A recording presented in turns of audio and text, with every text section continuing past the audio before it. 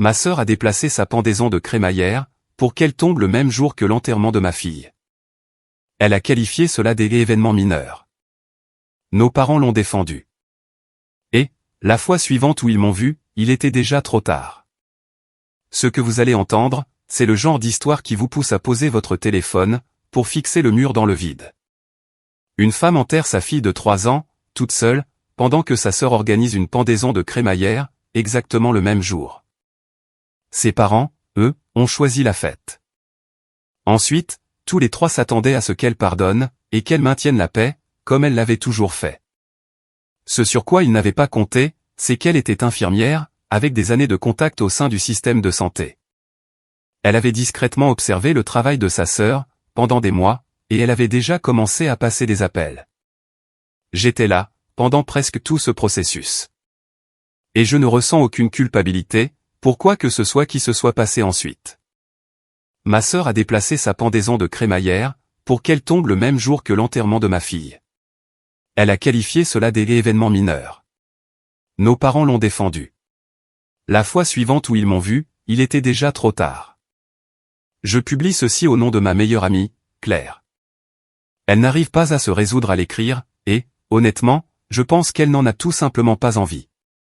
Mais je porte ce fardeau depuis 3 ans, maintenant, et j'ai l'impression que les gens ont besoin d'entendre ce qui s'est passé, ce que sa famille lui a fait, et comment elle a réagi.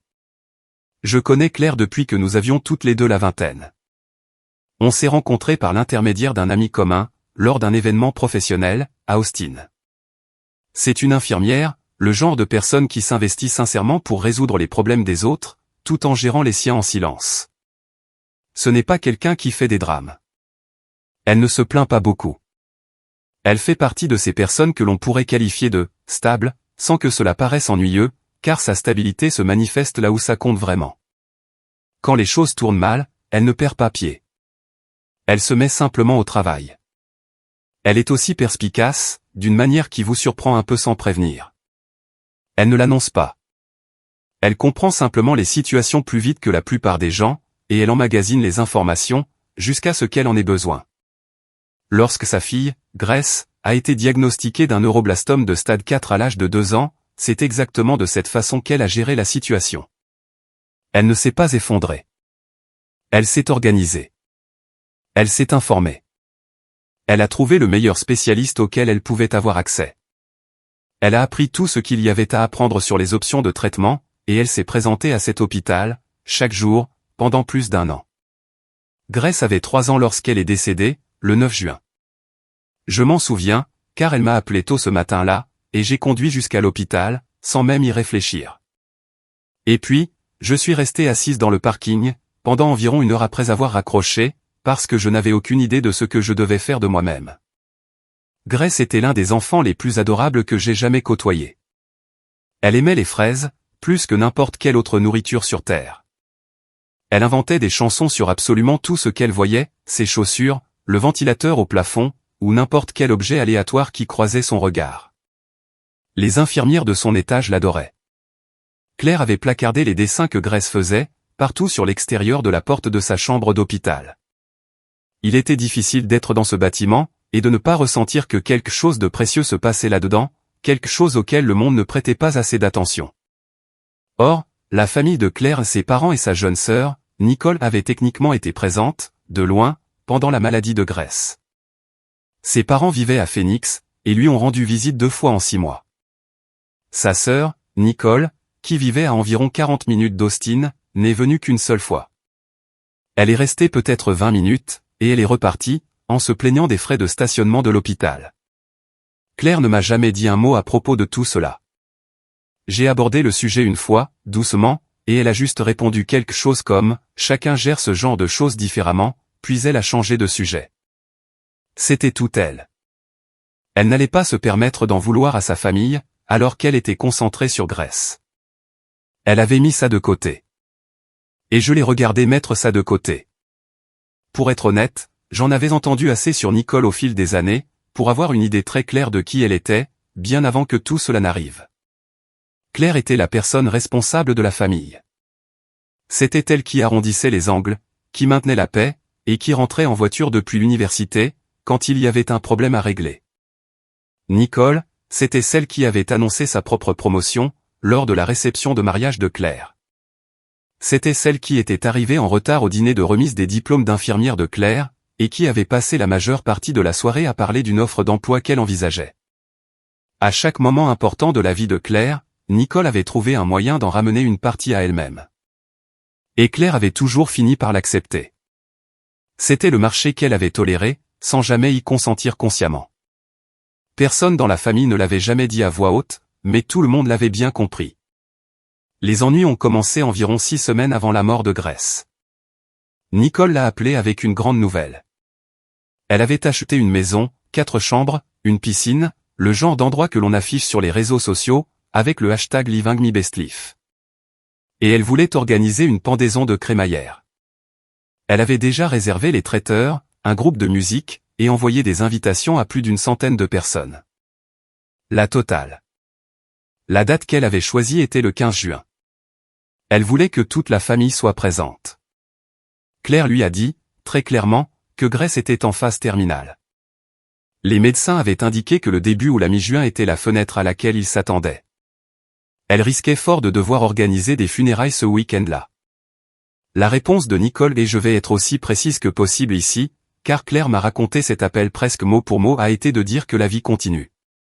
Elle a dit qu'elle ne pouvait pas tout mettre en pause indéfiniment, et que les acomptes étaient déjà payés. Elle a même suggéré que Claire aurait peut-être besoin de cette distraction. Elle a mentionné que l'acompte pour la location de la tente n'était pas remboursable. Claire a raccroché, et n'a rien ajouté d'autre. Grace est décédée le 9 juin, juste après le lever du soleil. Claire lui tenait la main.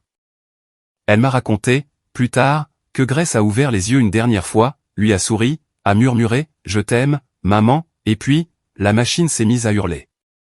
Les infirmières se sont précipitées à l'intérieur, et tout le reste, après ça, n'a été qu'un grand flou.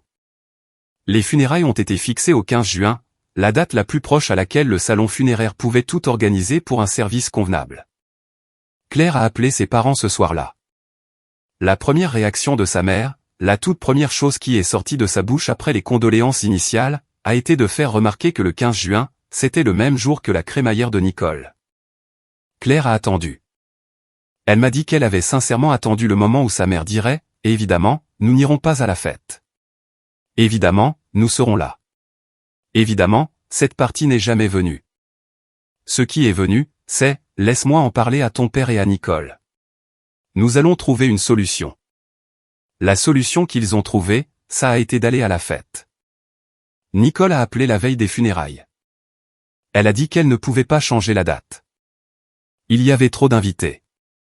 Les traiteurs étaient confirmés. La location de la tente était déjà actée. Cela coûterait des milliers de dollars de tout reprogrammer. Elle a suggéré à Claire de contacter le salon funéraire, en disant que les enterrements étaient en fait plus flexibles que la plupart des gens ne le pensaient. Elle a raconté que la mère d'une de ses amies était morte l'année dernière, et qu'ils avaient attendu presque 3 semaines pour la cérémonie. Elle a ajouté que le salon funéraire pourrait probablement s'arranger, si Claire leur expliquait simplement la situation. Claire lui a demandé directement « Tu veux que je laisse le corps de ma fille dans une chambre froide au salon funéraire, juste pour que tu n'aies pas à reporter ta fête ?» Nicole a répondu qu'elle dramatisait. Le père de Claire a appelé le lendemain matin. Il avait exactement les mêmes arguments. Nicole a travaillé si dur pour cette maison. Les billets d'avion sont déjà achetés. Nous ne pouvons pas être physiquement à 2 endroits en même temps. Grace ne voudrait pas que tout le monde mette sa vie en suspens pour elle. Il a même, très sérieusement, mis ses tournois de golf dans la balance. Lui et ses tournois de golf, le club de lecture de sa mère, les deux en parlaient comme si c'était des choses qui devaient être pesées face à l'enterrement de leur petite fille. Claire lui a dit de ne pas venir. Elle lui a dit d'aller profiter de la fête. Et elle a raccroché. J'étais là, le 15 juin. Julia, l'amie la plus proche de Claire à l'hôpital, l'infirmière en chef des soins intensifs pédiatriques, était là. Le père de Grace, David, a pris l'avion depuis Seattle, ce que je dois lui reconnaître. Une petite poignée de collègues de Claire se sont présentés. La maîtresse de maternelle de Grace a pleuré pendant tout le service, sans même essayer de retenir ses larmes. C'était tout. Peut-être 15 personnes au total, dans un cimetière, par une chaude après-midi de juin, debout autour d'un cercueil qui était d'une taille incompréhensiblement petite. Le genre de petitesse qui fait ressentir à votre poitrine quelque chose pour lequel on n'a pas de mots. Claire s'est tenue devant ce minuscule cercueil blanc, et elle a prononcé l'éloge funèbre qu'elle avait écrit à 3 heures du matin, avec des mains qui tremblaient tellement que le papier en faisait du bruit. Elle a parlé du rire de Grèce, de son obsession pour les fraises, de ses chansons inventées, et de la façon dont elle avait l'habitude de lever l'objet qu'elle regardait d'un caillou, une cuillère, sa propre chaussette pour le décrire comme si elle faisait une présentation. Elle a parlé de son courage, face à des traitements qui auraient fait abandonner la plupart des adultes. Elle n'a pas mentionné sa famille. Pas une seule fois. Elle n'en a pas eu besoin. Ce soir-là, elle est rentrée chez elle, et elle a ouvert les réseaux sociaux de Nicole. Les photos de la pendaison de crémaillère étaient déjà partout. Des guirlandes lumineuses au-dessus de la piscine. Des tables chargées de nourriture. Des gens qui riaient et dansaient sur la pelouse. Les parents de Claire apparaissaient sur plusieurs clichés. Son père, le bras autour des épaules de Nicole, tous les deux arborant de grands sourires. Sa mère et Nicole, dans une étreinte serrée, toutes les deux les larmes aux yeux, de bonheur. L'une des légendes disait, tellement reconnaissante d'avoir ma mère incroyable à mes côtés, pour le plus beau jour de ma vie. Rien n'est plus important que la famille. Son père avait commenté en dessous, si fier de ma fille qui a si bien réussi. Tu as mérité chaque once de ce bonheur. Cette publication était horodatée à 14 heures. Exactement au moment où Claire se tenait devant la tombe de Grèce. Elle a fermé l'ordinateur portable, avant de faire quelque chose qu'elle regretterait. Ensuite, elle s'est assise sur le sol de la chambre de Grèce, pendant un long moment. Ça a pu durer 1 heure, ou peut-être 3. Elle m'a dit qu'elle n'en avait sincèrement aucune idée. Elle était entourée par les jouets, les dessins, et le petit animal en peluche sur le thème des fraises, avec lequel Grèce avait dormi chaque nuit à l'hôpital. Il y avait encore un paquet de biscuits aux fraises à moitié entamés sur la table de nuit, qu'elle n'avait pas encore eu la force de jeter. Elle n'a pas pleuré, cette nuit-là. Elle m'a raconté qu'elle avait dépassé le stade des larmes, quelque part autour de la 4e heure passée assise là. Elle s'est juste tue, et elle a pris une décision. Attendez. Laissez-moi intervenir ici, parce que j'ai besoin que vous compreniez l'image dans son ensemble. Pour vous qui écoutez, c'est moi qui parle, pas Claire. Nicole savait que Grèce était mourante. Elle lui avait rendu visite 1 fois en 6 mois, et était partie plus tôt à cause d'un tarif de parking. Ensuite, elle a dit à sa sœur en deuil que les funérailles étaient plus flexibles qu'on ne le pense. Ce n'est pas de l'inconscience. C'est Princesse Crémaillère qui décide que sa poule partie et ses plans de travail en granit ont plus d'importance qu'une petite fille de 3 ans, dans un cercueil blanc. Et les parents, qui n'avaient pas réussi à faire plus de 2 visites pendant que leur petite fille se mourait, ont choisi le buffet du traiteur. Juste pour que nous soyons tous au clair sur l'identité exacte de ces personnes, avant de passer à la suite. Claire les a bloqués tous les 3, et n'a répondu à personne pendant plus d'1 semaine. Sa mère a fini par la joindre depuis une autre ligne téléphonique. La conversation s'est déroulée exactement comme on pourrait s'y attendre. Sa mère a parlé d'un désaccord d'emploi du temps. Elle a dit que Nicole s'était sentie éclipsée. Elle a affirmé que Claire avait toujours eu un don pour le drame, même enfant, et qu'elle en faisait toujours toute une histoire. Elle a dit que la famille avait besoin de guérir, tous ensemble. Claire a répondu « N'appelez plus jamais ce numéro ». Puis, elle l'a bloqué, lui aussi. Ce qu'elle a fait ensuite, je l'ai découvert par bribes au cours des semaines suivantes. Elle m'appelait, ou on prenait un café, et elle me mettait au courant. Elle était différente, après l'enterrement. Plus silencieuse, mais pas dans le sens de quelqu'un qui s'effondre. Plutôt comme quelqu'un qui a pris une décision, et qui est en plein milieu de son exécution. J'ai remarqué qu'elle avait un bloc-notes jaune, très noirci par l'écriture, lorsqu'on s'est vu chez elle 1 fois. Elle l'a fermé quand je me suis assise, et elle n'en a pas parlé. Voyez-vous, Nicole n'était pas seulement une déléguée médicale à succès. Elle était la meilleure vendeuse de son entreprise, 3 années de suite, empochant des primes qui faisaient passer le salaire d'infirmière de Claire pour une erreur d'arrondi. Elle conduisait une voiture de luxe, portait des vêtements de créateur, entretenait cette image de manière agressive et publique, et elle venait d'acheter une maison à 800 000 $. Tout cela, on l'a découvert plus tard, était bâti sur la fraude. Des mois plus tôt, lors d'un des séjours de Grèce à l'hôpital quelque part autour de février, selon Claire, ou peut-être janvier. En fait, elle disait qu'elle ne se rappelait jamais exactement de quel séjour il s'agissait. Elle avait surpris 2 médecins, dans le couloir. Ils parlaient d'une représentante pharmaceutique, qui les avait poussés à prescrire des doses d'analgésiques plus élevées que ce que recommandaient les directives cliniques. Ils avaient mentionné la représentante par son nom, Nicole. À l'époque, Claire avait classé cette information dans un coin de sa tête, comme quelque chose qu'elle ne pouvait pas gérer pendant que son enfant se mourait. Sa sœur avait des méthodes de vente agressives, certes, mais de là à être une criminelle. Elle lui avait accordé le bénéfice du doute. Après l'enterrement, elle n'avait plus l'intention d'accorder quoi que ce soit à qui que ce soit. Elle a passé les 3 semaines suivantes à tirer doucement sur les fils. Aucune confrontation, rien qui puisse éveiller les soupçons. Elle avait des années de relations tissées à l'intérieur du système de santé, et elle savait comment poser des questions d'une manière qui paraissait tout à fait anodine. Elle a appelé des personnes de confiance, des médecins avec qui elle avait travaillé, des administrateurs avec qui elle avait sympathisé au fil des années de garde, des gens qui connaissaient le système, tout comme elle. Elle présentait toujours ses requêtes comme de la simple curiosité, une préoccupation professionnelle, ou un suivi de routine. Personne n'y a vu de mal. Ce qu'elle a découvert était bien pire que ce qu'elle imaginait. Nicole avait offert des pots de vin à des médecins, déguisés en frais de conseil et en honoraires de conférence. Elle avait falsifié ses données de prescription, pour atteindre ses quotas de vente. Et le plus accablant, c'est qu'elle avait encouragé l'utilisation hors indication d'un analgésique, connu pour avoir des effets secondaires cardiaques graves et documenté, une pratique que Claire a pu relier à au moins 2 décès de patients, grâce au dossier de l'hôpital. Ce qui a vraiment frappé Claire, m'a-t-elle avoué, c'est la stupidité avec laquelle Nicole avait documenté elle-même toutes ses actions. Elle s'était plainte de règles stupides, dans des emails envoyés depuis son compte personnel, et elle avait plaisanté sur le fait que les médecins étaient de l'argent facile, par SMS. Le genre de traces qu'on s'attendrait à ce qu'une personne intelligente évite de laisser. En fait, attendez. Je devrais préciser que Claire a également trouvé l'enregistrement d'un appel téléphonique, où Nicole poussait un médecin à prescrire le double de la dose recommandée, à un patient qui présentait déjà des risques cardiaques. Celui-là, c'était le pire de tous.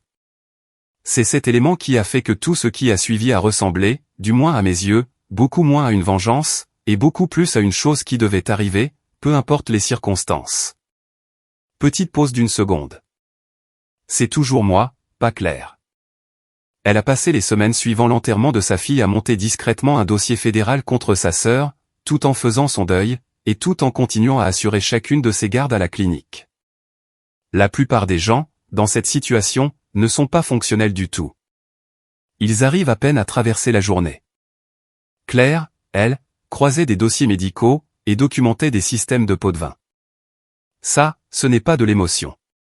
C'est le comportement de quelqu'un qui a littéralement de l'eau glacée dans les veines, et qui a enfin trouvé une raison de chercher des preuves. Princesse Crémaillère a fourni à la seule personne qui connaissait le système de santé de fond en comble, la motivation exacte dont elle avait besoin. Quoi qu'il arrive par la suite, c'est Nicole elle-même qui a enclenché le mouvement. Claire a compilé tout cela dans un rapport détaillé, puis elle a contacté un journaliste nommé Trevor, qui couvrait les fraudes pharmaceutiques depuis des années. Ils s'étaient brièvement croisés, quelques années auparavant, lorsqu'il préparait un article sur le coût des soins de santé, et qu'il avait interviewé des gens de sa clinique. Elle a pris contact. Ils se sont donné rendez-vous dans un café du centre-ville, un mercredi matin. Elle mangeait un bagel nature. Elle m'a mentionné ce détail plus tard, comme si cette anecdote insignifiante lui était restée en mémoire pour une raison particulière. Et elle a tout mis sur la table. Trevor a parcouru les documents lentement, a dit que c'était très solide, et a demandé comment elle avait obtenu tout cela. Elle a répondu qu'elle était infirmière, et qu'elle était attentive. Il lui a demandé si elle comprenait que cela entraînerait très probablement des poursuites pénales, et que cela mettrait sans doute fin, de manière définitive, à la carrière de sa sœur. Elle lui a alors révélé comment Nicole avait qualifié l'enterrement de Grace, un événement mineur, autour duquel elle pouvait s'arranger si nécessaire. Ses mots exacts. Trevor a dit qu'il vérifierait tout cela de manière indépendante, et qu'il publierait l'histoire, si les faits se confirmaient. Il a précisé que cela pourrait prendre quelques semaines. C'était tout ce qu'elle demandait. 2 semaines et demie plus tard, il l'a appelé. Il avait tout confirmé. Le conseil de l'ordre des pharmaciens avait été informé, et avait déjà ouvert une enquête. des procureurs fédéraux examinaient le dossier. Il lui a annoncé que l'article serait publié le lendemain, et que sa sœur s'apprêtait à passer une très mauvaise journée. Claire s'est rendue en voiture au cimetière, après avoir raccroché. Elle s'est assise près de la pierre tombale de Grèce, pendant un moment. Elle lui a dit que le premier domino était tombé. L'article a été publié un jeudi matin. En première page de l'édition en ligne de l'Austin Chronicle. Une représentante commerciale pharmaceutique de premier plan accusée de fraude, de pot de vin, et de mise en danger de la vie de patients. Le nom de Nicole figurait là, en plein dans le premier paragraphe. Sa photo, tirée de ses propres profils sur les réseaux sociaux, ceux-là même sur lesquels elle avait posté les photos de la fête, accompagnait l'article. À midi, Nicole avait supprimé absolument tous ses comptes. L'après-midi, des camionnettes de chaînes d'information stationnaient devant la maison de la crémaillère. Le soir même, son entreprise publiait un communiqué, annonçant son licenciement immédiat, ainsi que leur pleine coopération avec toutes les enquêtes en cours. C'est l'une des séparations d'entreprises les plus rapides dont j'ai jamais entendu parler. Honnêtement, ok, arrêtez-vous une seconde. Respirez. Elle est passée de se tenir devant la tombe de sa fille, à regarder les camions de journalistes se garer devant la maison de rêve de sa sœur, en moins de 6 semaines. La fraude était réelle. Trevor avait vérifié chaque élément de manière indépendante. Les dommages causés aux patients étaient réels. Les victimes existaient bien avant que Claire ne passe un seul appel. Elle n'a rien inventé. Mais le timing, la précision, réussir à rassembler tout cela en plein milieu du pire chagrin que la plupart des gens puissent endurer. Ça, ce n'est ni de la chance, ni une coïncidence. C'est l'œuvre de quelqu'un qui a décidé d'avoir 3 coups d'avance sur tous ceux qui pensaient qu'elle allait simplement encaisser, et se taire. Nicole a organisé une pendaison de crémaillère. En retour, Claire a organisé une enquête fédérale. Et Claire n'en avait pas fini. Ses parents avaient passé leur vie à encourager les comportements de Nicole, et elle estimait que non plus n'avaient pas échappé aux conséquences de leurs actes. Son père était un comptable à la retraite, fier de gérer son propre portefeuille d'investissement, fier des rendements qu'il générait. Il utilisait le même mot de passe pour tout. Elle l'avait regardé se connecter à ses comptes au fil des ans, et c'était toujours la même combinaison.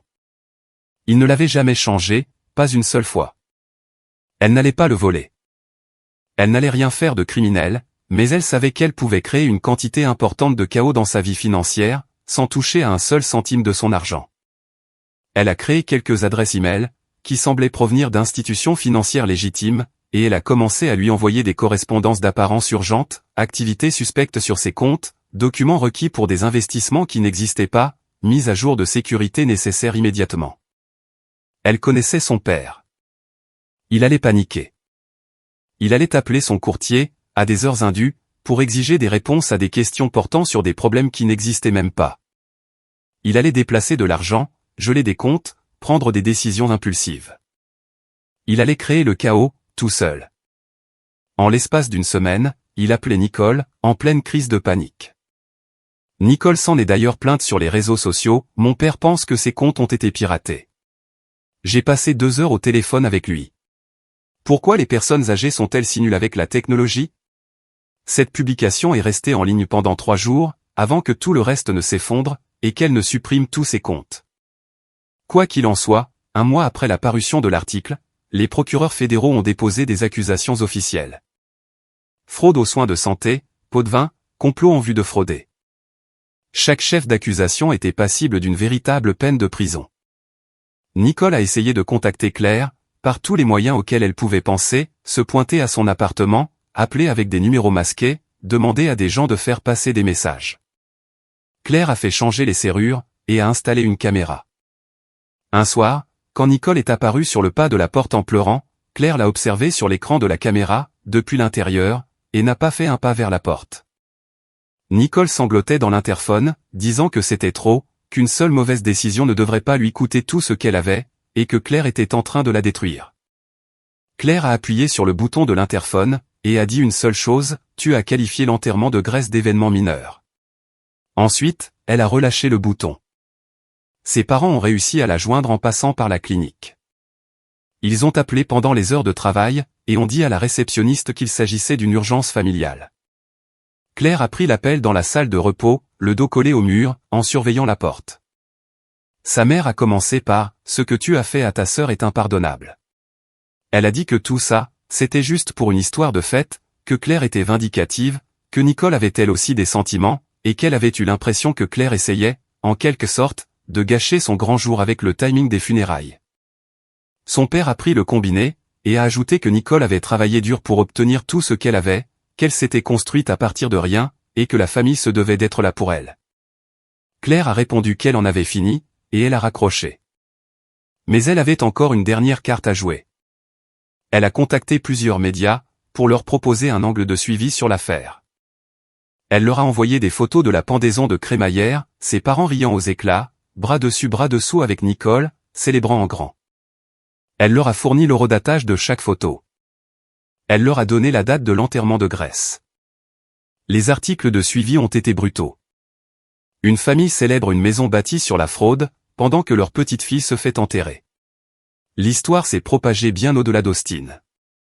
La communauté de retraités où vivaient ses parents a reçu des plaintes des voisins. Le public n'a pas été tendre dans ses opinions.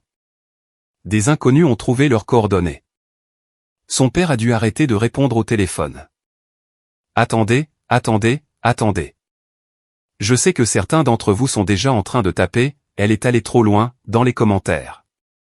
Et croyez-moi, j'ai lutté avec ça, moi aussi. Mais voici la conclusion à laquelle je reviens sans cesse, il s'agit de personnes qui ont rendu visite à leur petite fille mourante, 2 fois en 6 mois. Qui ont reçu la date d'un enterrement, et qui ont qualifié cela de dérangeant.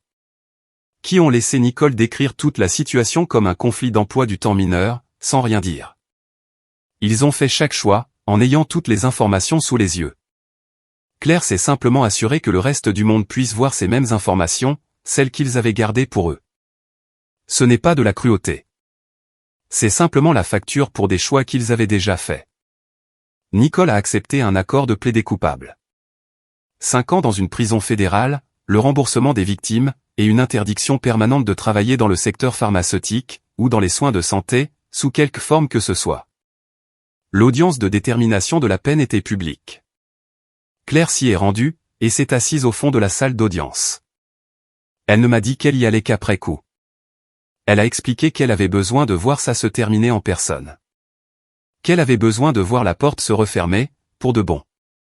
Nicole l'a repérée à l'autre bout de la pièce, au moment même où elle est entrée. Avant que le juge ne prononce la sentence, Nicole a eu la possibilité de s'exprimer. Les vêtements de créateur avaient disparu depuis longtemps. Un simple tailleur gris, les cheveux tirés en arrière de façon sobre, aucun bijou, rien. Elle paraissait plus petite que ce à quoi Claire s'attendait. Elle a déclaré qu'elle assumait la responsabilité de ses actes. Elle a dit qu'elle avait fait des choix terribles, blessé des gens, violé la confiance des patients et des médecins. Elle a admis qu'elle méritait d'être punie.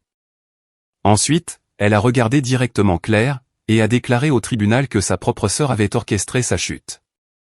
Non pas par souci de la sécurité des patients, a-t-elle affirmé, non pas par un quelconque principe moral profond. Mais par simple vengeance personnelle, à cause d'un désaccord familial. Elle a affirmé que Claire avait utilisé le système judiciaire comme une arme. Le procureur a fait objection. Le juge l'a soutenue, mais Nicole avait pu dire la partie qu'elle voulait dire. Le juge l'a condamnée aux 5 années convenues. Alors qu'on l'emmenait, Nicole a regardé en arrière, une dernière fois. Claire a soutenu son regard, le visage complètement impassible, jusqu'à ce que Nicole détourne les yeux en premier. Ses parents ont fait une dernière tentative, après ça.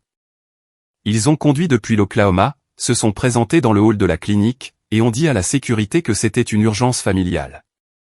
Claire est descendue. Elle m'a dit que, lorsqu'elle est sortie de l'ascenseur et qu'elle les a vus se tenir là, sa première pensée a été de constater à quel point il semblait plus petit dans ses souvenirs. Son père avait perdu du poids, le teint gris, et il paraissait avoir vieilli de 10 ans depuis la dernière fois qu'elle l'avait vu. Les mains de sa mère tremblaient beaucoup, et elle avait vieilli de cette façon typique des gens qui subissent un stress depuis très longtemps, et pas seulement depuis quelques semaines.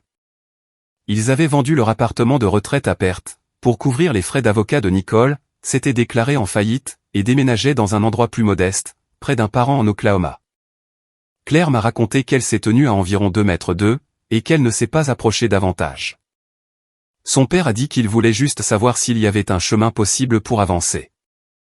S'il formait encore une famille, quelque part en dessous de tout ça.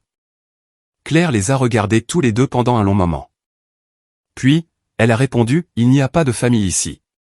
Vous y avez mis fin quand vous avez choisi une fête plutôt qu'un enterrement. Quand vous m'avez obligé à enterrer ma fille, toute seule. Sa mère a rétorqué qu'ils avaient tout perdu. Leurs économies, leur maison, leur fille en prison, leur réputation détruite. N'était-ce pas suffisant? N'avait-il pas été assez puni? Claire a répondu, moi, j'ai perdu ma fille. Mon enfant de 3 ans, qui aimait les fraises, et qui inventait des chansons sur tout ce qu'elle voyait. Elle est morte en me demandant si on pourrait aller au parc, quand elle se sentirait mieux. J'ai perdu tout ce qui comptait vraiment. Vous n'avez même pas été capable de venir à l'enterrement. Elle a tourné les talons. La sécurité a raccompagné ses parents vers la sortie.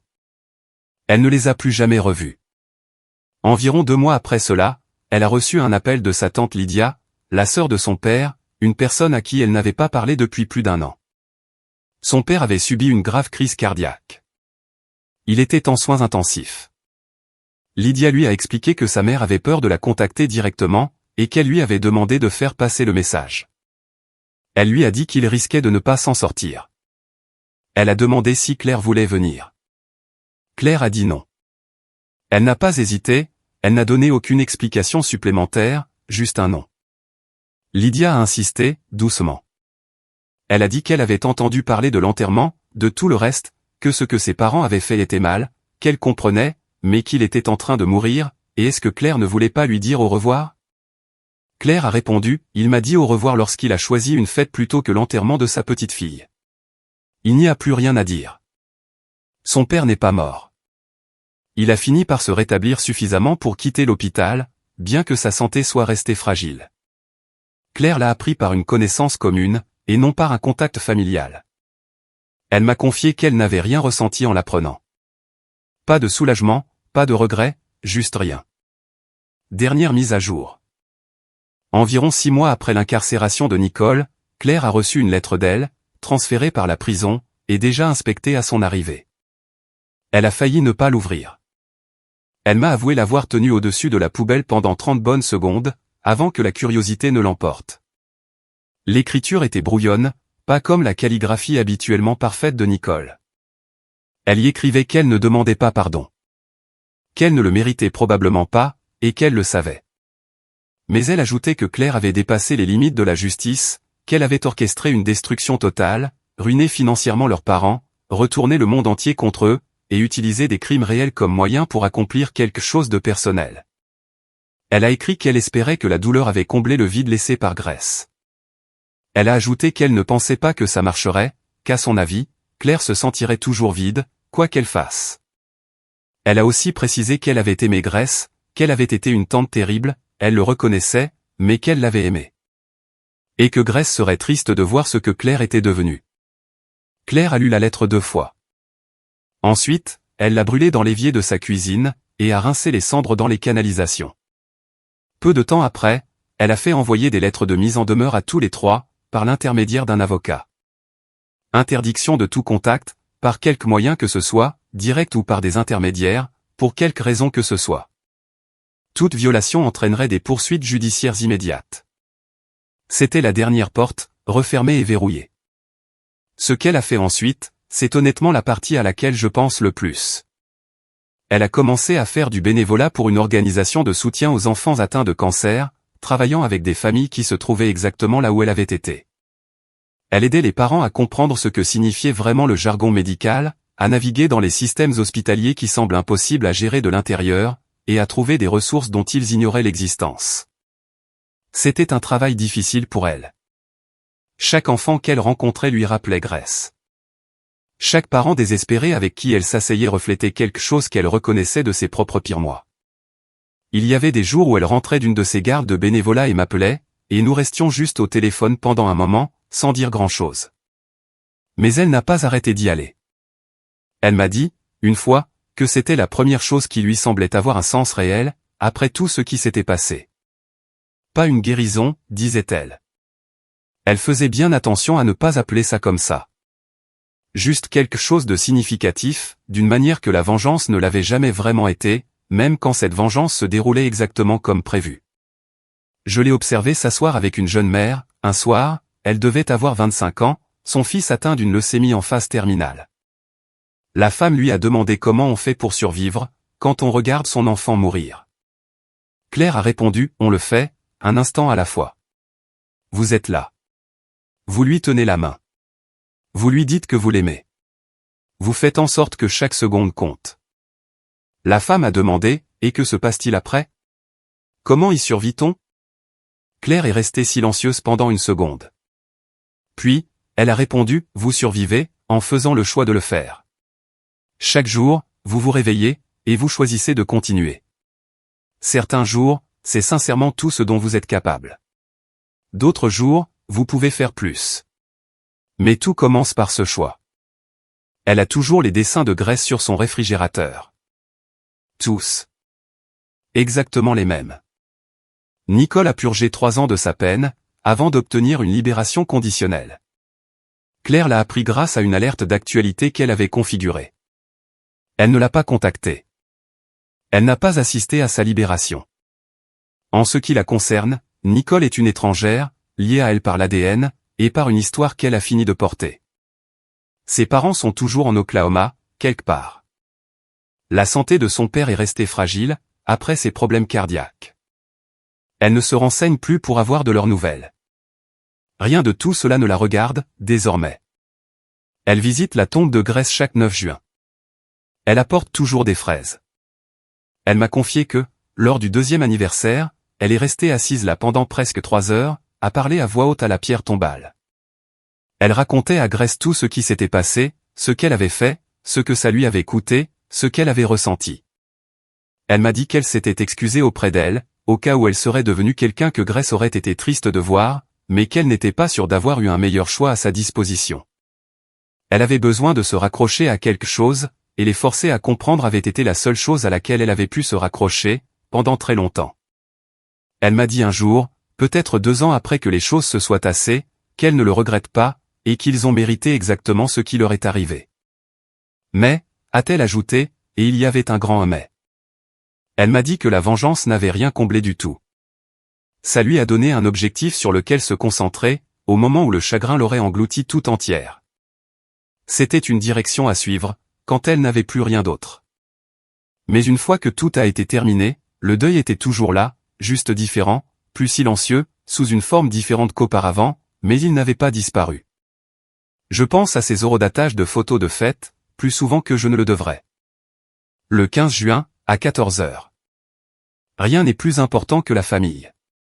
Je ne sais pas ce que ça dit de moi, de ne toujours pas pouvoir regarder cette légende sans sentir quelque chose se déplacer dans ma poitrine, mais je sais exactement ce que ça dit d'eux. Ce que Claire a fait n'était pas faux. Ce n'était pas vindicatif. Pas vraiment. C'était le seul langage qu'il n'ait jamais montré le moindre signe de comprendre. Écoutez, je ne vais pas vous dire si elle est allée trop loin. Il n'y a pas de réponse simple à cela, et je ne vais pas prétendre le contraire. Ce que je dirais, c'est que sa sœur a construit une maison à 800 000 $ sur une fraude, qui a coûté la vie à de vraies personnes. Ses parents ont regardé leur petite fille mourir à distance, puis ont posté « Rien n'est plus important que la famille » à côté d'une piscine. Ils attendaient le pardon. Ils ont récolté les conséquences. Et si vous avez déjà été la personne de votre famille, dont tout le monde suppose qu'elle va simplement encaisser les choses et passer à autre chose, vous savez déjà exactement pourquoi elle ne l'a pas fait. Laissez votre avis dans les commentaires. Je veux savoir quelle est votre position. Et si vous n'êtes pas abonné, cliquez sur ce bouton, pour ne pas manquer la suite.